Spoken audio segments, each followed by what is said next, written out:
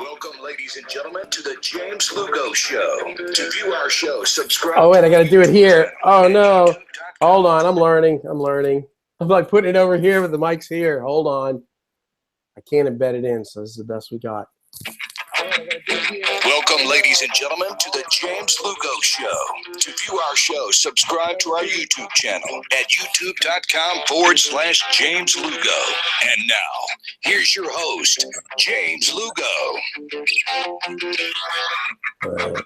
I know, I'm corny. So, all I want to do is be the coolest person on my show, but I'm not going to be today because I have the coolest person on the show. So anyway, I'm James Lugo, and this is a little quick 30-second introduction. This is going to be a show, a podcast that's going to be about music and recording and singing, and it's also going to be about weight loss and intermittent fasting and health and fitness and working out and lifting weights and all that stuff. And some shows will kind of cross-pollinate. I'll get music people on here that are also a part of the whole, health and fitness thing. And what prompted this was 21 months ago, I was 275 pounds and I was sick and I was dying I was just miserable. I had pneumonia. I spent 3 months in bed. I had all kinds of things broken, high blood pressure, pre-diabetic, hypoglycemic, sleep apnea, eczema. I had knee surgery on my right knee. I had bursitis from my hip to my shin on the left side, which if anybody's had bursitis, it's like somebody's injecting needles that are on fire into your skin, and it just sucks.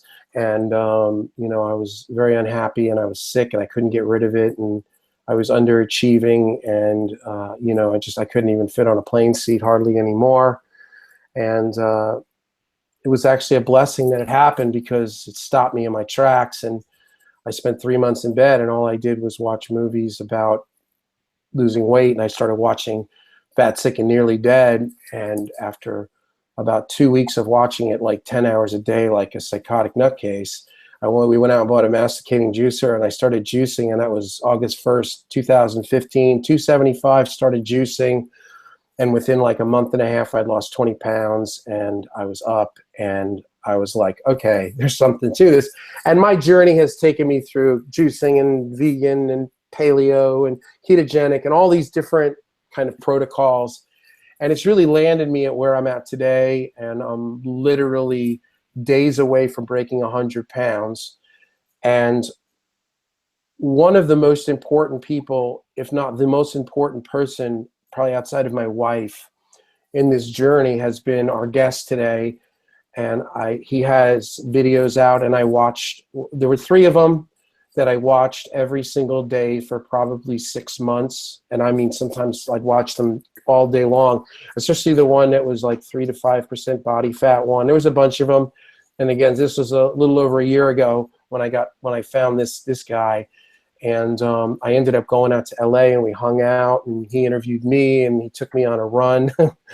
He actually lives what he says. That's what's really weird. He's really, really an intense guy and his wife and family are beautiful and they cooked me a meal of short ribs that we need to learn how to make. And anyway, I just love this guy and he is a black belt at what it is we're kind of all into. I'm probably maybe I call myself a brown belt. I don't have the chops he has right now, but coming from where I came from, it's been a good run, and I love this guy, and he really, in a world, in the fitness world and the supplements and the intermittent fasting and the workout, I mean, you are just surrounded by, I don't want to say bad, phony. You just get a lot of information that's mixed, but he has actual, he's into the science of it and he's done it on himself. He himself lost like 50 pounds and came back from a career, the devastating back injury. And he's helped all his clients and himself. If he takes his shirt off, you can wash your underwear on his stomach. What do you think of that, Mama Toe? My wife's over there looking at me like, really? Anyway, without further ado, do I get a drum roll? After this setup, you better be good. Krueger. Yo, James Lugo, what's up, buddy? James. All right, dude, my kid jumped in right at your moment of impact. All right, so Chris, tell us who you are. I'm Chris Krueger, and I'm just a guy. I'm just a guy that tries to help people. I have a personal training business in Los Angeles. Before that, I had a background in strength and conditioning. But really, my passion is putting an end to all of the unnecessary suffering from chronic Western disease. And it was so beautiful to hear you talk right there about all the things that were wrong with you. Morbidly obese, eczema, insulin resistance, high resting glucose, like all these things that are the path to disaster where you already feel terrible. And to have the transformation that you've had is exactly what I want to spread around the world. That's why I want to spread this message about beasting, feasting, and fasting. And you mentioned like being all into the science, but it's more about being into the practice. What we need to do is figure out that health isn't a state and it's not listening to this expert or that expert. It's a skill that you build over time. It's practice that you develop. And I just did this in my YouTube video yesterday is people get really discouraged when they have a setback. You know, my just in yesterday's video, my friend Mike was telling me that his dad was all gung-ho and into it. And then he caved in or whatever and ate half a pizza and a big calzone. And what we need to do is get back on the horse when we get bucked off. And it's so hard to do it the other way. To do it where I need all this discipline and willpower and 6 small meals a day and all this mumbo jumbo. And you've proved it, you've practiced it, and you are a black belt at beasting, feasting, and fasting. And the difference I like to say between being an expert and being a master is that the expert loves to tell people how much they know. The master loves to learn and find out more. So you've definitely shot right through that expert level, and you are a master because you're still learning, you still love learning, and you're still trying to figure it out for yourself. An expert says, I have all the answers, listen to me. The master says, I'm still searching for the answers. I'm trying to optimize. I'm a student. And that's what is so beautiful about you. Kind of like yoga, they always refer to it as the practice. Yeah, well, and 100%, it is a practice. We got a couple of people chimed in. Josh Caldwell says, great intro, James. I don't know about that. And Valkyrie Training, which is my friend Elizabeth Narvaz, who's awesome, and you should get to know her. She's cool. She says, hi, James and Chris. She's another person who, you know, she might be somebody interesting for you to get on your show. She lost 75 pounds. She's, you know, married with kids, and she, you know, me and her are kind of like, you know, kindred spirits, and she's very into it. She's training people, and she's into the practice too. So, well, James, I love that when it starts becoming people helping people and connecting with others. And that's the world and the economy that I want to live in. It's not, oh, I need this product or this thing, or I'm always pushing to have the big house or the fancy watch or the cool car. Is the economy should be based off of us helping each other instead of, you know, maximizing profits or whatever. But the things that I want the most is to acquire, like, for instance, I just started taking tennis lessons. These tennis lessons are super expensive, but it's one of my favorite hours of the entire week, where I have someone that is dedicated to just helping me get better at something that I want to get better at. And the beautiful thing about health is, yeah, tennis lessons, take it or leave it. Martial arts, take it or leave it. There's a million other little hobbies or things that we can have. But health is with you every day, all day, and either leading you, either you're in this enthusiasm cycle where you're growing and learning and getting better and getting leaner and getting stronger, or you're in this vicious cycle of death and decay and getting fatter and getting sicker and getting weaker. And to be able to turn people onto, oh, look at this way that's so easy to do it. So yeah, that's the world I want to live in. That's fantastic. All right, so let's see. I got a couple questions here for you, Mr. Chris. So tell me, so your transformation kind of started also you were an athlete, then you hurt your back, then you ate 1,000 pizzas and got fat, and then you turned it all around, and you did the 70-day transformation that, might add, is mind-blowing. You know, you talk about, like, you know, dad bod to, like, Brad Pitt Fight Club. But tell me, what's your story of how you gained the weight, how you hurt your back, how you restored your health, how you did blah, blah, blah. Gotcha. So in 2009, I was working at a small college, and I was coaching the wide receivers on the football team. I was part of the football coaching staff. And I needed to get our indoor facility ready for a football practice. And one of the volleyball poles was just stuck in the court, in the floor. And the coach was like, well, Chris, go get the stuff all cleared out of the way so we can practice inside today. And I went over and I was pulling and wrenching, and my back was getting all curved. And it's like, I'm a big, strong guy. Obviously, I've got to be able to pull this pole out of the ground. And I just kept pulling and pulling and wrenching and couldn't do it. And eventually, I think they sent over like 2 or 3 maintenance guys. They greased up the pole, shook it around, loosened it up, greased it, and then pulled it out. So it was basically like trying to move an immovable object. And instead of the object moving, the discs in my spine moved, and I herniated 2 discs. And from there, it was months of agonizing pain, which led to depression, which led to lack of movement, lack of even sunlight. I didn't even want to go outside. Like, the whole thing was just putting me into this intense survival mode where I was just incredibly stressed out, felt terrible all the time.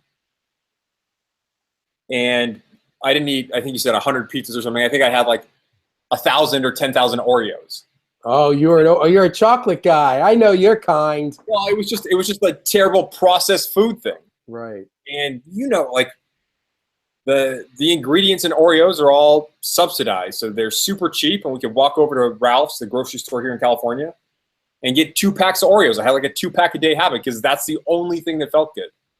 You know, getting one Oreo to the next Oreo to the next Oreo and getting that little dopamine surge every time. Like, oh. And then I didn't start out at 2 packs of Oreos a day. I started out at like 1 row of Oreos. And then it was the whole pack of Oreos. And then it was you're talking about you ate 2 of those entire Oreos. Yeah, like hundreds of Oreo cookies per day. And it just seemed like there was no end in sight. And of course, by doing that, I was staying stuck in this cycle of death and decay and suffering. And I just wish at that time that I had the practice of beasting, feasting, and fasting. I think if, you know, say I was already 6 months or a year into beasting, feasting, and fasting, if I'd hurt my back, I don't think I would have gained any weight. I actually probably would have gotten even leaner, and my back would have healed, I'm guessing, but 2 or 3 times faster, because everything I was doing was the wrong thing.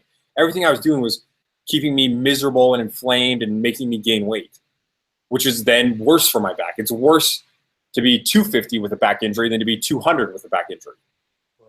And, you know, our bodies have this innate intelligence if we just do a few simple things, if we just live a little bit more wild. But the problem is, it's so easy to walk across the grocery store and get the cheap Oreos. You know, like living this domesticated, like I want to call it like a show dog kind of life. Instead of living like the wolf in the wild, we live like pets. And until we commit to being a little more wild, to doing a few things, and we're not going to get all the way wild. I'm not going to go, you know, hunt a bison or something in the Yukon. Well, I'm actually going to do that with Sam, Yukon Sam. He's one of the guys that's been watching my videos for forever. But we don't have to be all the way wild. We don't have to reject everything about our culture, but we have to make a few little tweaks on our own. And that's really what my new program is about, is so to recover from my injury, as soon as the doctor's like, oh, you're okay, you can start doing some stuff. I just was like, I'm going to do the 70-day program that I wrote and show that it works. And it was a ton of effort, ton of willpower, but I took massive action and I did it. And instead of waiting until things are so bad to take a massive action, everyone can put themselves on the path with just little daily practices. So what's beautiful about your story is you were fed up and you took massive action and you went through paleo and vegan and CrossFit, but your practice, like my practice, eventually settled into these simple, sustainable daily practices. And that's where we should all live. And you know what's so cool? And you know, I mean, things I say, this is all from the heart. There's no like, I don't benefit from Chris sounding cool or, you know, anybody thinking you're cool. So what I tell you, what I say on this is like really my feelings. Your video today, what I wrote it in the comment, it is like so poignant because a thing that has kind of gotten to a place now, and basically today's video, if you go and you look on his Chris Krueger, oh, and also subscribe and like to the site and to this video on whatever, the YouTube, and in the description has all the links for me, and also I already put all of Chris's links. I put his YouTube and his Facebook. But if you go to his Facebook and you look at whatever, May 4th, 2017 or whatever, you'll see the video, and it's basically about like, don't feel like you have to be dogmatic. And, you know, it's like, and that's exactly what has been one of the most helpful things for me, because, you know, it's like, well, when you're vegan, you can't eat this. And if you're paleo, you can't have cheese. And if you're ketogenic, you can't ever have a slice of pizza. And I just came to a realization. It's like, I don't know, man. It's just at no point am I ever going to say, you know, if I go to New York, I'm going to have a bagel. It's going to happen. So why don't I just get on something that's going to work for me? And as long as I do the, you know, if I'm on point 85% of the time, and I'm taking care of myself, and I'm getting sleep, and I'm drinking good water, I think, you know, I'm going to be cool. And that's what's worked for me, because elimination diets have had a strange impact on me, you know, because I don't know. But anyway, your video is very powerful to me this morning. I wake up now. Chris started doing his daily videos. He started about 3 weeks ago or so. And I get up in the morning, and as soon as I literally open my eyes, I open up my YouTube and I go to my subscriptions, and he's usually right at the top, which is crazy because you must be uploading these things at 5 in the morning, 4 in the morning, because I get up at 8 and they're up, and I'm Central and he's California. And I watch him, and, you know, he's got this great energy now. It's like Chris Krueger, Transformation Truth, you know, it's like, but that today's video was so great, man. It really, I mean, you've helped me. There's no word to describe. And Valkyrie Training, which is Elizabeth Narvis, says 100% agree with you, Chris. So she thinks you're cool too, man. All right, Elizabeth. All right, let's get another question going on here. Oh, man. Let's see. What do we got for the Krug? What's an apex predator, and what's Shredfest? Okay. An apex predator is right at the top of the food chain. So my question for you is, do you have eyes on the front of your face? Do you have some special adaptations that make you a fearsome predator? And this is an argument that from the vegan side of things, it drives me absolutely bananas. We're like, oh no, we're frugivorians. We're supposed to just eat fruit. If you try to just eat fruit, you're going to strip the enamel right off of your teeth, and you're going to be gumming that fruit to death for the rest of your life, which will be shorter because you're eating poor nutrient quality foods. An apex predator is an animal that feasts on prey animals. And the way that we developed our big human brains that make life so great and sometimes so terrible is by eating the flesh of animals. And our brains were able to grow even faster once we started cooking that flesh. That's the difference between an awesome wolf and an awesome human, is we got to cook the flesh. We figured out fire. And this is some of the stuff like that Lauren Cordain did. Did you ever see the documentary, The Perfect Human Diet? No, but I've seen something from, I want to say, what are their names? The Jamets or the Jaminites. It's a husband and wife team that have. Oh yeah. Well, this is basically this dude went and spoke with all the Lauren Cordain, and I don't know all the semantics of it, but these guys are all like involved with all these archaeologists that have literally taken the bones, you know, from man for the last number of hundreds of thousands of years, and they've, you know, studied them and done all the tests. And they talk to the leading paleontologist or whatever on the planet, And he says, well, from what we know and what we've seen, he says it does not look like any race of people were ever vegan until now. He said some may have eaten more vegetables if they were closer to the equator, but everybody above a certain line, I mean, they only had meat 6 months a year because there was no vegetation. So you have to eat caribou. Right. Hey, we got a quick question for you. All right. From Josh Caldwell. He says, "Hey, I've been doing the 20-hour fasts. Oh no, sorry. Hey, I've been doing the 24-hour fasts. Just curious, should I get all my calories and macros into that one meal?" Now, he's a friend of mine. He asked me this today, and I kind of gave him my little tip on it, but I said, you should actually go on to the show tonight and ask Chris. So if you're doing kind of the one meal, I guess you get all your macros and calories in one meal, which is what we're going to talk about. Yeah. This is Josh, you said? Yeah, Josh. I think it's actually, Josh Caldwell. That's not his real name, though. He's got some alias on YouTube, but Josh Caldwell. This is my YouTube alias for trolling people on their fasting. Okay, so Josh, what I think is less helpful is even thinking about calories. Even getting pulled into playing that calorie math game is not helpful because it's just false. When you crank your hormones in the right direction and get into this enthusiasm cycle, get into this cycle of life and learning and growth, is you absolutely don't need to go there where you're counting calories. As soon as you make the commitment to eating real food and doing these simple daily practices, you just don't need it anymore. And everyone that is out there counting calories, restricting their diet, trying to fit their macros for weight loss, it doesn't work and it always breaks. Even professional fitness models, they bulk and they cut, and then they bulk and they cut. And it's not because they want to bulk again. It's because they can't maintain the cut because they don't have the willpower, and their bodies are your body is telling you to eat more food, and you can only override that instinct for so long. When you make the commitment to the daily practices that I talk about, is your body's going to regulate at the most optimal, athletic, apex predator physique for you. And that's going to be a physique that you are very happy with. And also a level of health that you're very happy with. So think about, yes, if you're doing, and I call it a 23-hour fast. Say I have dinner every night at 5 o'clock.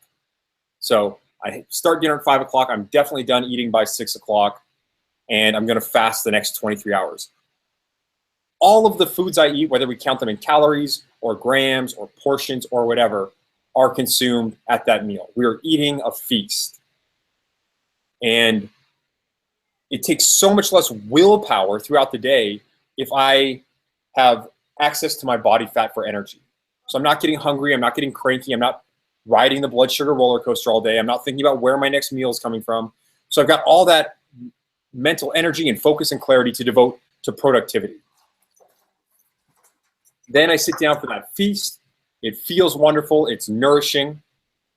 And I didn't think about the calories. Now I do have, in my new program, I have a very easy to follow, and I don't do it in calories, I just do it in grams. So you can kind of figure out, oh, this is about how much protein I should eat. And people that start feasting, fasting will often way overeat their protein, which, when they get their blood work done, the doctor's like, whoa, your blood urea nitrogen's out of control. So I just have grams of fat, grams of carbs, grams of protein to give people a ballpark. But I never look at that. I never think about that when I sit down to eat. We would be the worst animal on the planet if we had to count calories. If the only way for us to figure out how much to eat without becoming wasting away to nothing or becoming morbidly obese was to count the calories. That's just not the way biology works. Biology is going to make sure that if you give your body the signals that you're thriving, your body's going to regulate everything like you're thriving. That means you're a lean, fit, fast, strong, apex predator. If you give your body the signals that you're struggling, that you're starving, and that can be as simple as eating grains, your body never shuts down your hunger if you eat grains. You can eat until your stomach is stretching to capacity and still want to eat the ice cream at the old spaghetti factory. I have a double order of pasta. I reordered the double order. I ate all the breadsticks, and now somehow I've still got room for ice cream. I can't overeat prime rib like that. And that's another big lie. So one of the things we've heard from the diet experts for so long is that, oh, well, fat is obviously bad for you. It's got 9 calories per gram. Carbohydrates only have 4 calories per gram. Yes, but I can't overeat the fat. It's impossible because the reward pathway in my brain says, oh, you're good. You've got all the nourishment you need. Let's release leptin, the thin hormone, and you'll stop eating. You'll stop being hungry. I don't have to stretch my stomach out to know that I'm full. I can eat nourishing food, and my body will be like, oh, we're not hungry anymore. And it just becomes so easy that way. That's awesome. All right, we got another question. Valkyrie Training, Beth Narvez says, why is there an urge in our society to conform to comfortability? You know what, James, I think the answer to that is it's comfortable being comfortable.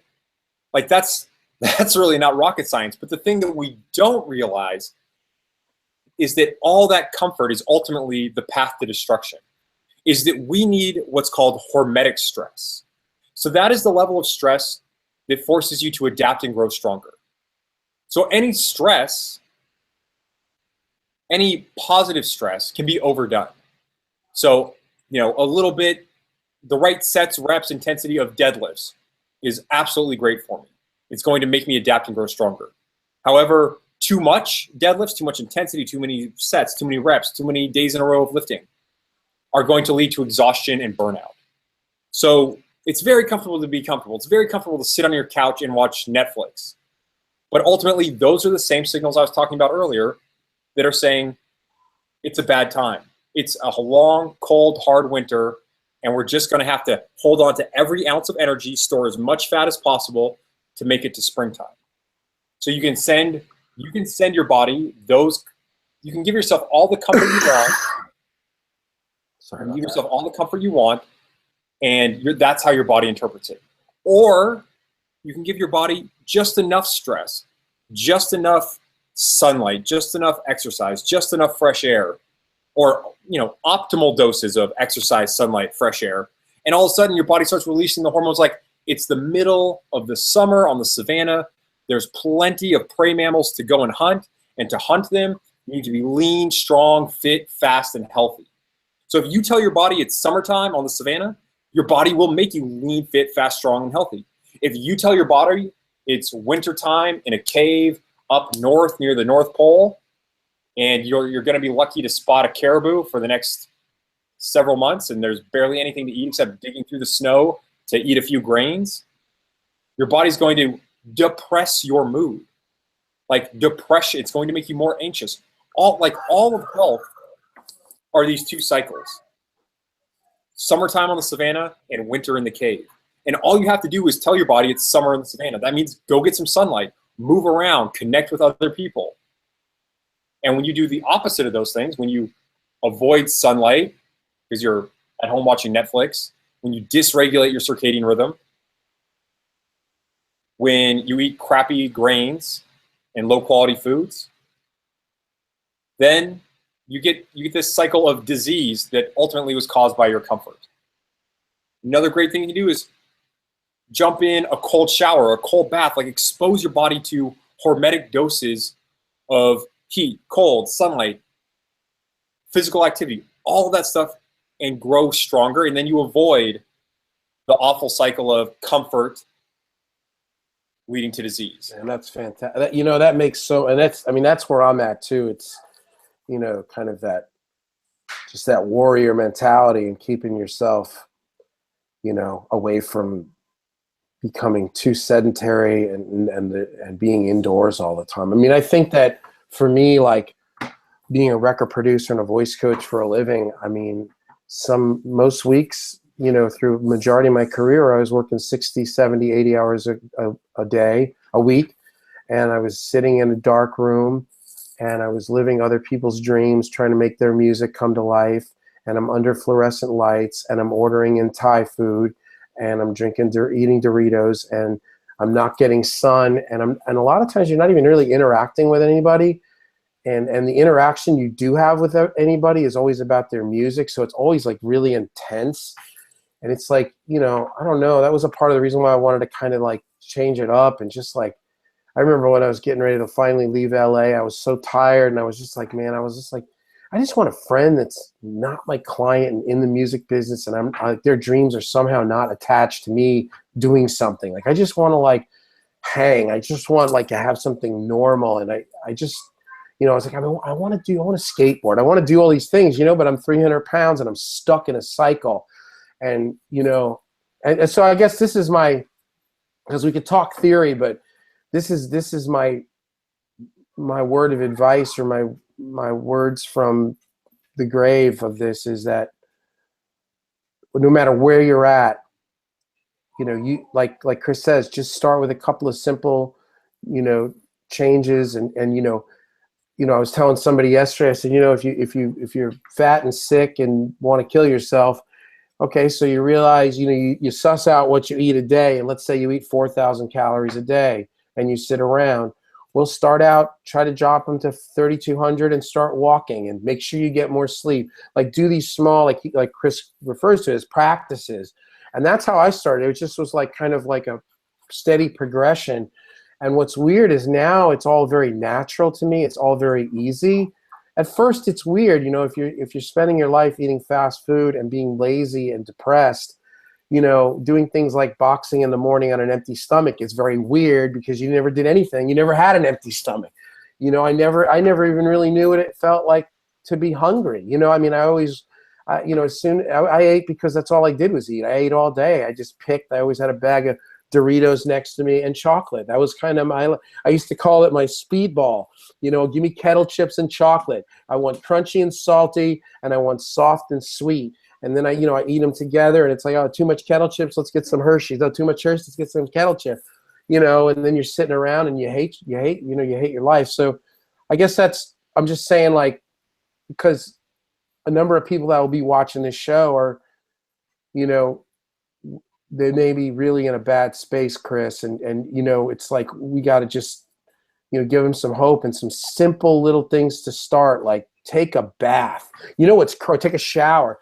I watched this show about this dude that lost 300 pounds being on the forum of bodybuilding.com. And something he said was, one of the things he said was, you know, one of the things that I wanted to improve was my hygiene. And I never heard anybody say that except for me, because I felt like I didn't shower enough, and also like I wouldn't shave because I didn't want to see myself in the mirror. I like had a way of shaving and kind of glossing over. Like, I didn't want to I knew what I looked like. I didn't want to take pictures. I didn't want to see mirrors. Like, I get it. I look like a pumpkin. I get it, you know? And so that's just all really, really great stuff, man. And, you know, Chris's practices have, you know, in a sense, it's what I do. And, you know, I'm not perfect at it, and I don't feel like I'm at his level, but, you know, it's a process, you know. And I mean, I've lost 100 pounds at 53 years old, and I was sick, and I had every reason to not lose the weight. I was married. I had 2 little kids. I had just relocated to Nashville. I was stressed out. I was dead ass broke. I had no family here to help me with the kids. I had nothing. And you know what I did? I lost 100 pounds, because you know what?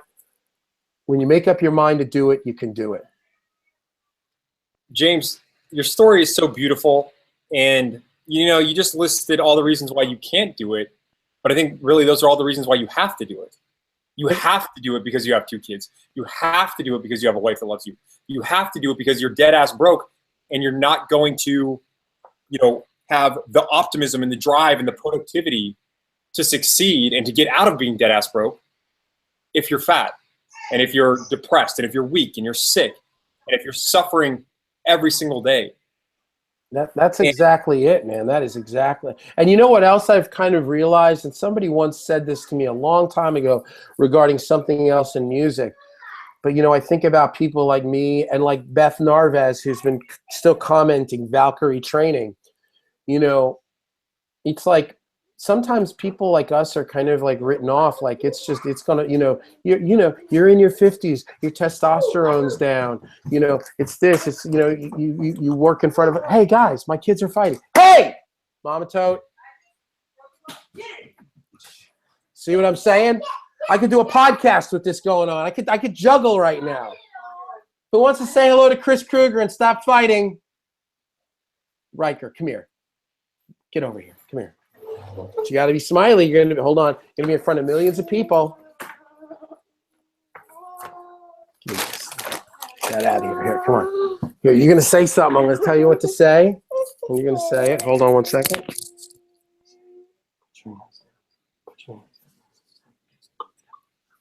Put your hands.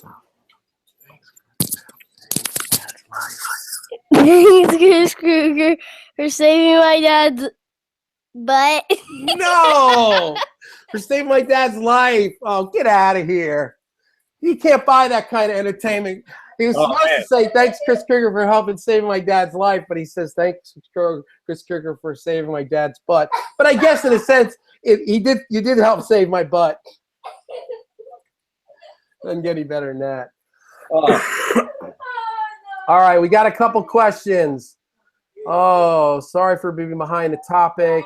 Oh, my buddy Forrest Chang is on here. He's been a very influential person in my life, and he's also been a part of the reason I started this whole podcast, because he inspired me to get my butt together with more of this kind of stuff. Thank you.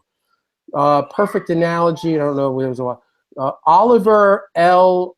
Marachli. Yeah, what's up, Oliver? All right. He says, why are doctors not promoting this more? It really makes you think about legitimacy of experts. I guess it's kind of about what you were talking about. While you were talking, he clicked in, and then Valkyrie came right after it saying, doctors are trained to sell pharmaceutical. Oh, now Beth's gonna light it up. Doctors are trained to sell pharmaceuticals nowadays because there is more money to be made. Unfortunately, like what does Chris Rock say? The money's in the medicine, man. There's no money in healthy people, and there's no money in dead people. It's the people in the middle with one or more chronic diseases that they can live with. That's where the money's at. All right, so Chris Krueger, why are doctors telling us to eat breakfast, and why does the food pyramid say that I'm supposed to eat 6 to 11 slices of bread a day? Why is that, Chris? Tell me. All right, so Oliver, this is it's a history lesson. And there's a couple different theories of how history happens, but one of them is called the great man theory.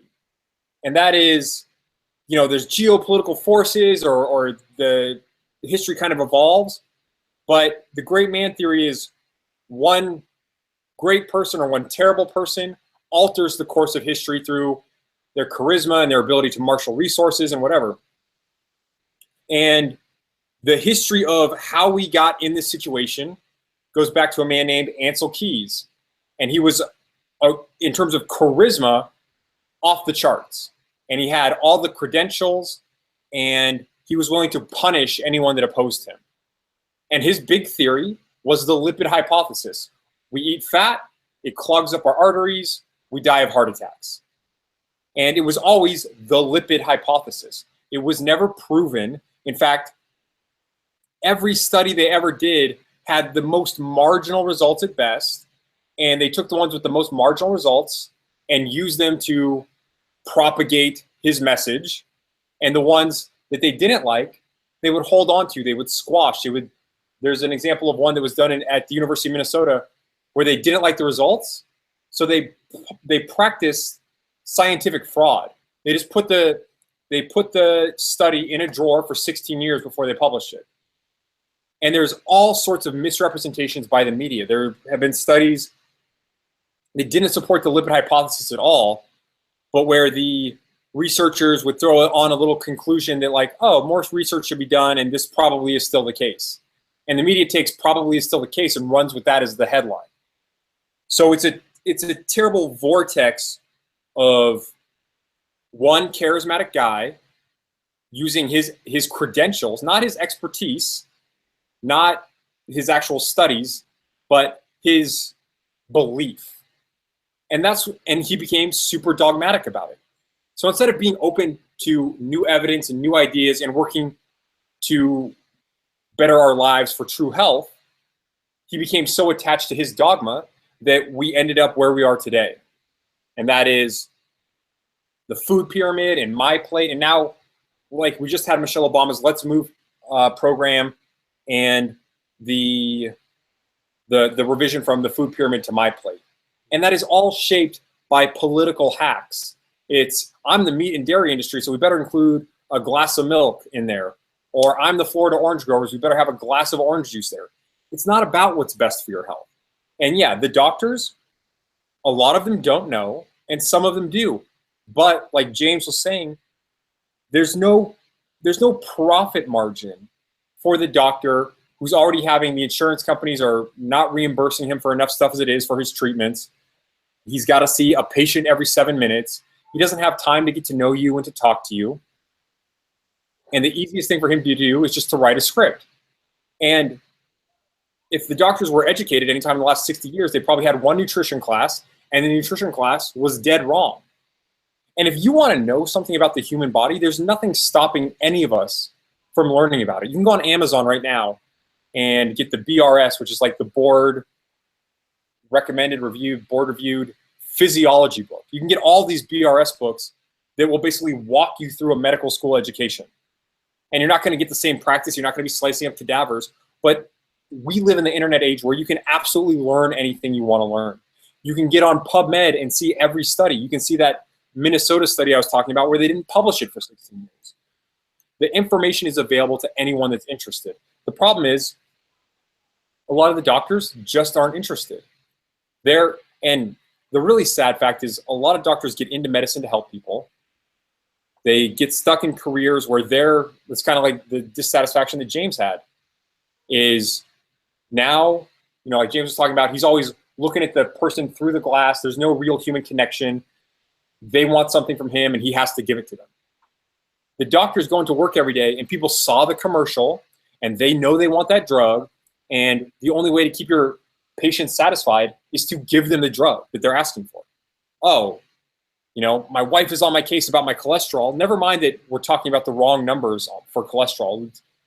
There's 4 numbers on your lipid panel, and the 2 that everyone talks about are the exact wrong numbers to talk about. It's the other 2 that we need to worry about. And there are studies that prove that total cholesterol and LDL, bad cholesterol, don't matter at all.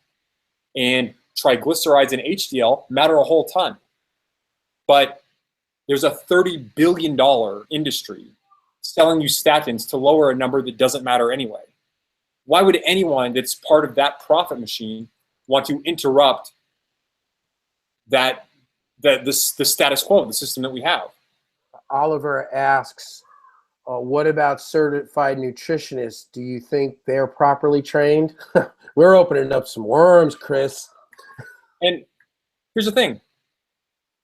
I think you can be certified or get your degree in or have any credential you want and still have no idea what's going on. And a lot of times the nutritionists, the certified nutritionists, are just attached to the dogma that they read about or that they were taught in their nutrition certification.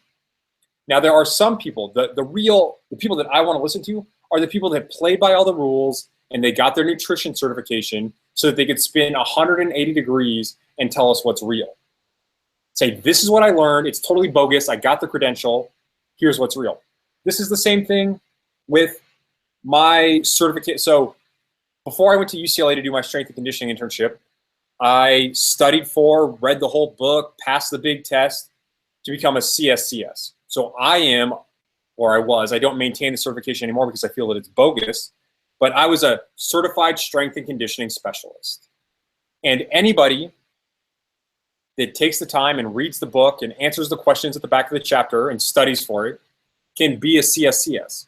Anybody that, gets a good enough undergrad GPA and gets a high enough score on the MCAT can be a doctor. Anybody can earn all these credentials, but it doesn't mean that you learn the right things. It doesn't mean that you practice them yourself. It doesn't mean that you stay a student of not just the topic that you learned about, but that topic throughout the rest of your life.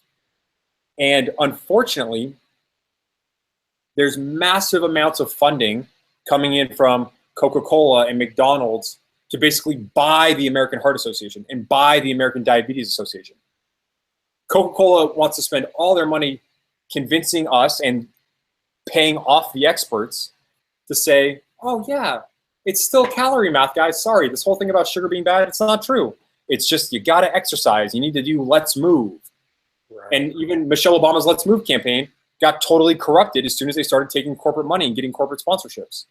They couldn't say what was real. They had to say, oh, don't drink a Coke, drink half a Coke. Right. It's all baloney, homie. And what we just need to do is appeal to our own aesthetic sense. And this is something I'm trying to do really hard in the new program, is there is a beautiful story about human evolution, how we became lords of the savannah and how we evolved giant human brains. And it's all about teamwork and cooperation and using the skills that we have to work together, to love one another, to promote humanity. And that evolution created that awesome feedback loop that I'm always talking about, that summertime on the savannah feedback loop. But right now, what we're being exploited by that other feedback loop, by the just survive feedback loop. All of the things for surviving that long, cold winter in the cave are survival mechanisms that are beneficial if we have to survive a long, cold winter in a cave.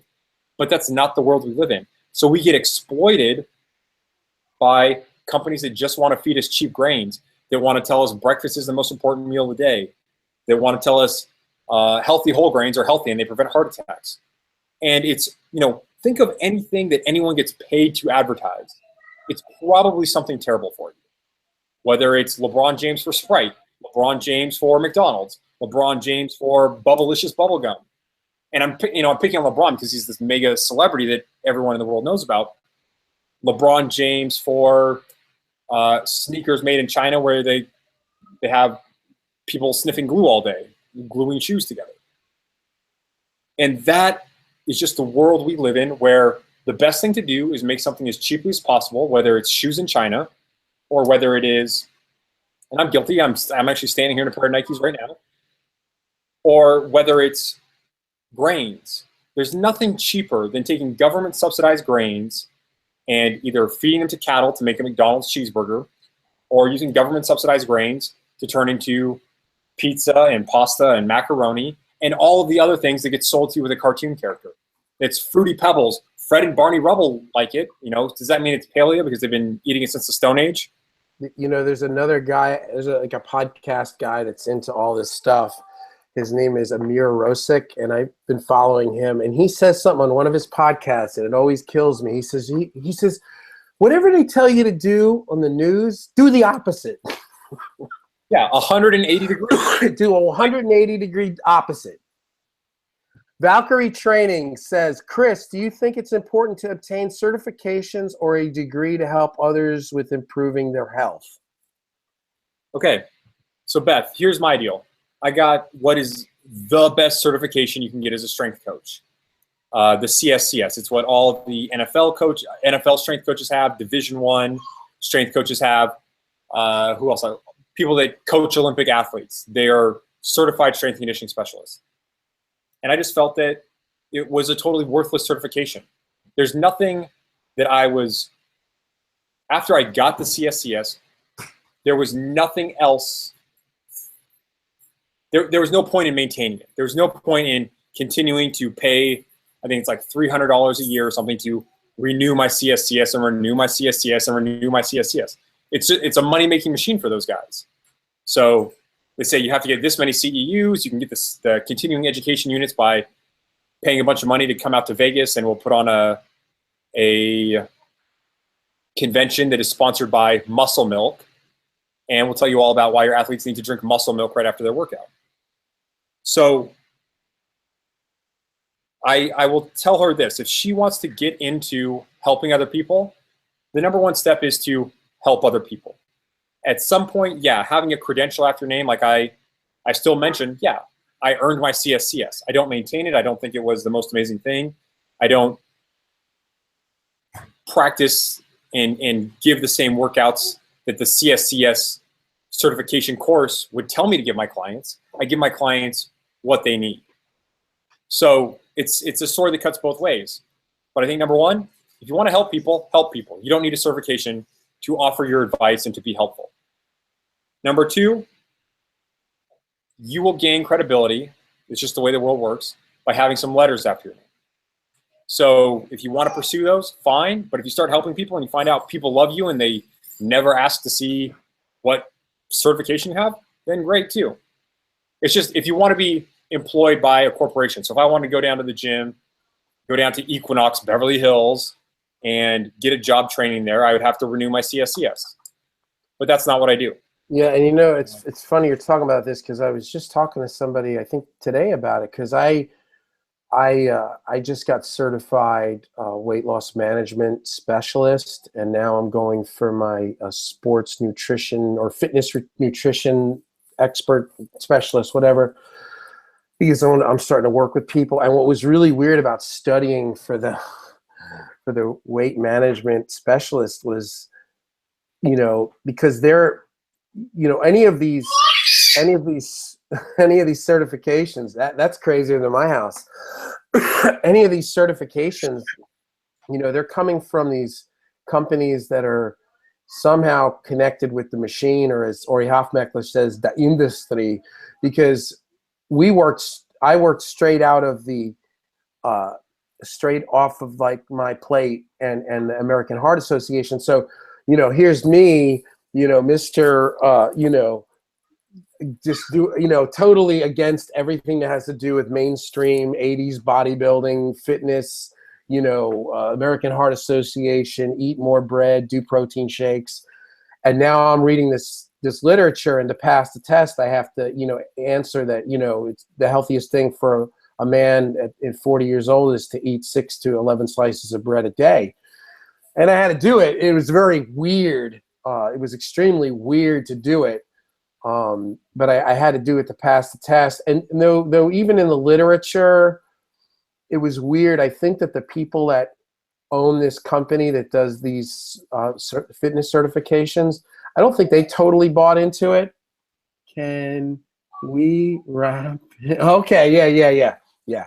But I don't think that they really buy it either, you know, because they gave me, there was a couple of outs on the thing. So it was just ironic. I want to read a couple of questions and comments, and then we'll do a little closing, and we will let Chris go to Beast and Feast and Fast or whatever he's going to do. All right, so Valkyrie training. So you already said that. Oliver says exactly. It always, we're going back to a few minutes ago. It always makes me laugh when I'm passing by a hospital and I see doctors outside smoking. Okay, that's pretty gross. Then we got Oliver says, when are you releasing your cookbook, Chris? Oh, man. So everything is coming very soon. I actually was up at 4:30 in the morning cranking on it. And the thing is, one of my things, like, I'm always like, oh, I want to hold on to it and get it perfect. But what I really need to do is put it out and then continue to revise it and learn and get it out there. So right now, as fast as I can finish the Beasting, Feasting, and Fasting program, is the website will go live. Everyone will get an email, and it'll be up there and ready for you guys. And it's not just Beasting, Feasting, and Fasting, but it's all of the effortless 8 steps. When you do these 8 steps, and you know, things we were talking about earlier, we're like, you can just start with something small. Something small is start waking up, you know, start waking up at the end of a sleep cycle. Get yourself into some bright light. Take a cold shower. Like, it's no extra energy to take a cold shower instead of a hot shower. But there's all these little things that it's no extra energy to get outside and get in the sunshine. You know, you can, even if you're sitting on a bench, you can be in the sunshine. So there's all these things that I want to have put together and give you guys my exact practice. So that just takes the guesswork out of it for everyone. Beautiful. I've been, you know, starting, I think I helped my friend Zach transform his body, and it was up on bodybuilding.com. It's insane. He went from 285 to like 195 in a matter of months. And since then, when I was in college for the past 12 years, I've just been, like we talked about earlier, is don't become an expert, become a master by remaining a student. So even though I have all, the things I would have told you in 2009 are not what I would tell you today, but it's because I've kept learning and I've found a better way to do it. So I want to take all of that learning that I've done and just give it to you guys so you have a point to start from that I wish I had way back in the day. So it's coming very soon.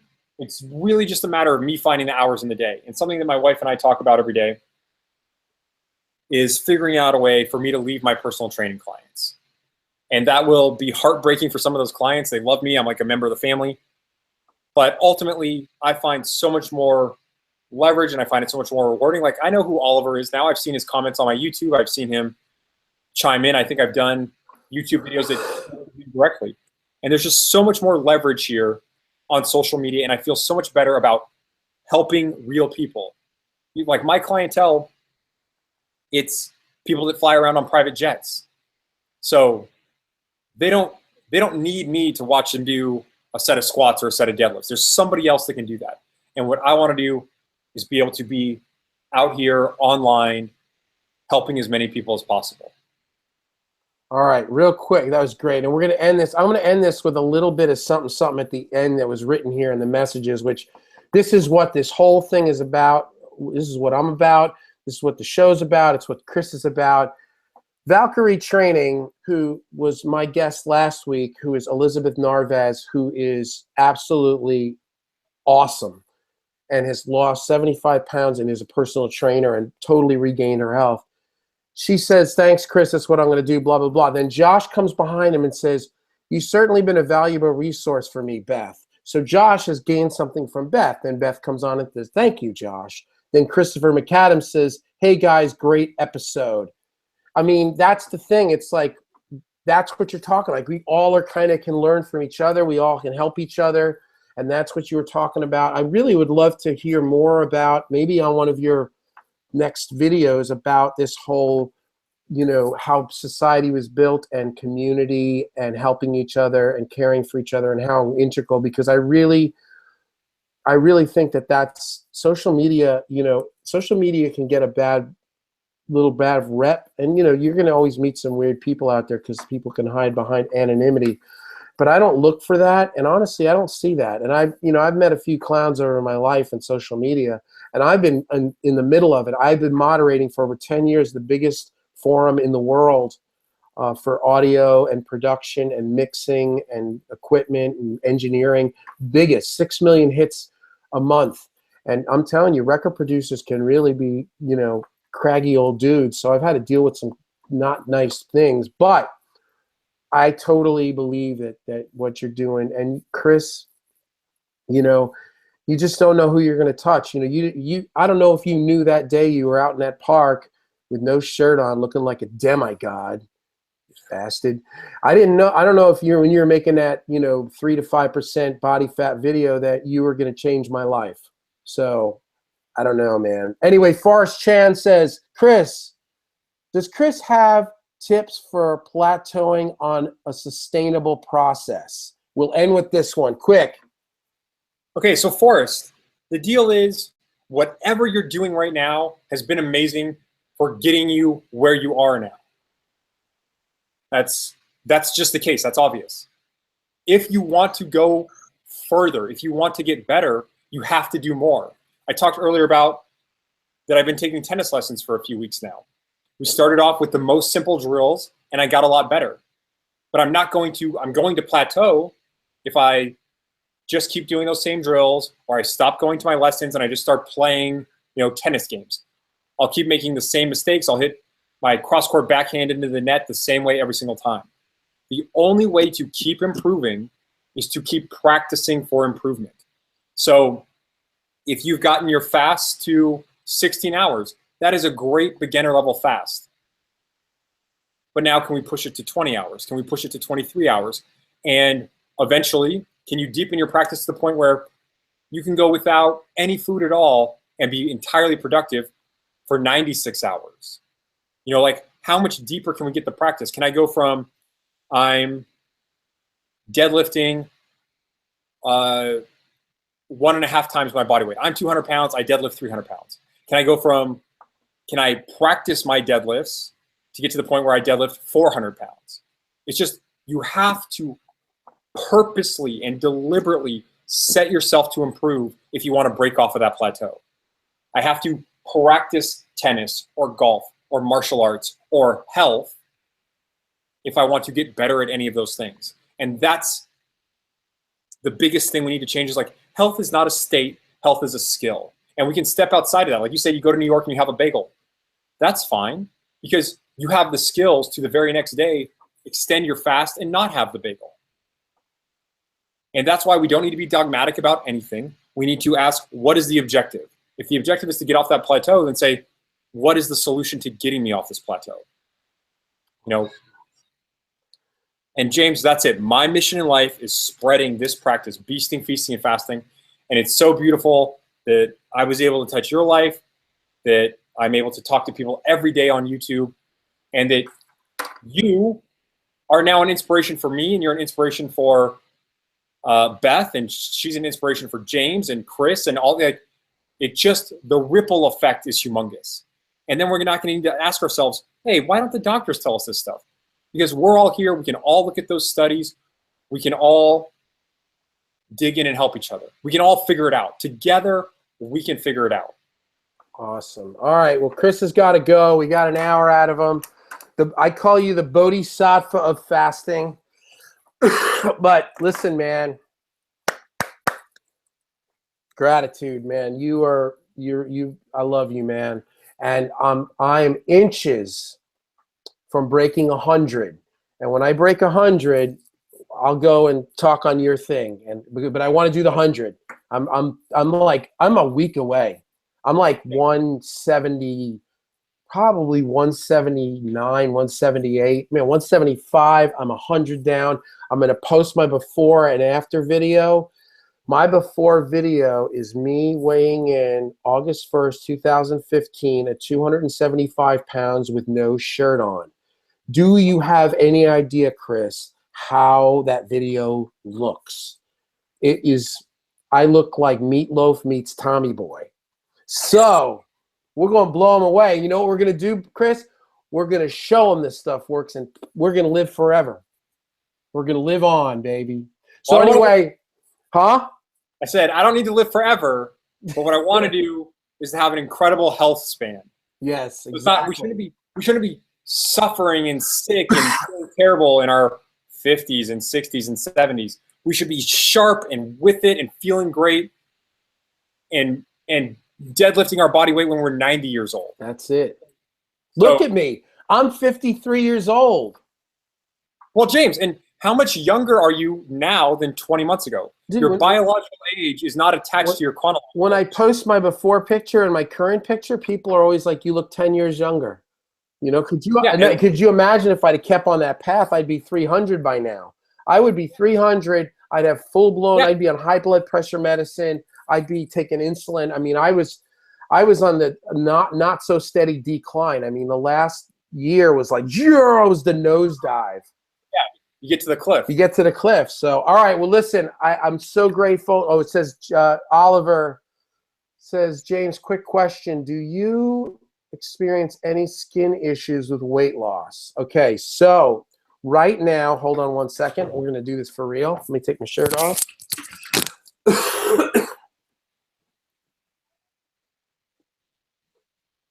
Right.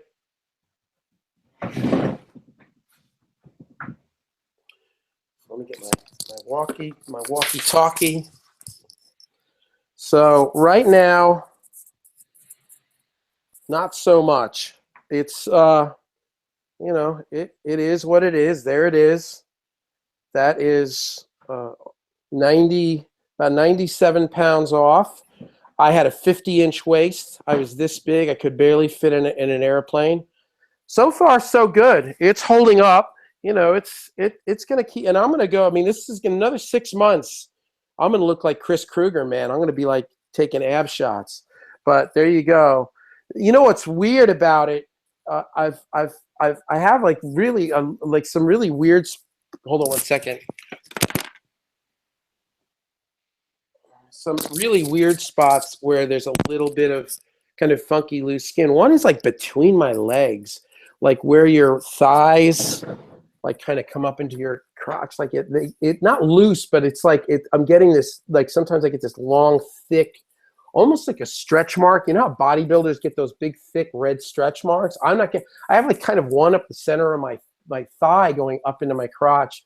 It must be just my legs having shrunk, but all in all, I'd say, Oliver, no. And, you know, I think one thing that's helped me is that, you know, I think, you know, I followed Dr. Fung a bit, and he says that they've done all these tests, and the fasting helps the body to like eat the skin fat better. And I don't know, they're saying that people they did a test with people that were doing like intermittent fasting and alternating being fasted and all that stuff.